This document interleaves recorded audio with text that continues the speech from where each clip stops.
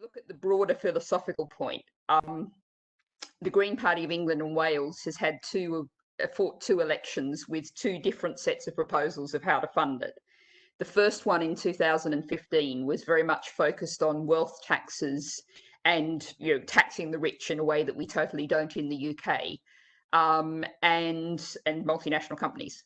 I think if we think about that, there's a way of looking at universal basic income as a way of distributing the social capital, the capital that history created, that all of our ancestors built structures, created wealth in society, sometimes through colonialism stole wealth, but nonetheless the wealth is here now. And so what we're doing is sharing out the resource that's available to everybody. One of my favorite lines on this is that if you put Bill Gates on a desert island, he wouldn't make a penny. Rich people, rich individuals and companies benefit from all the infrastructure that society's created.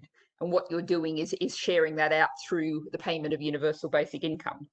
What we did in 2019 was we changed the focus somewhat, and this was in some ways a result of the Gilets jaunes, the yellow jacket protesters in France. And we saw with them a great deal of anger that relatively poor people felt they were being made with carbon taxes to pay, while France was actually cutting taxes on the wealthy. And so we looked at saying, here's a carbon tax, and the money for the carbon tax goes to everybody through UBI. And that creates a very clear link between what we have to do on the environment with social justice. And so I think that's another useful way of looking at it. But ultimately, of course, the final thing to say is that COVID-19, as we saw with the financial crash, when they want to bail out the banks, when they want to bail out the economy, very large sums of money are found very quickly. They can be found, it can be done.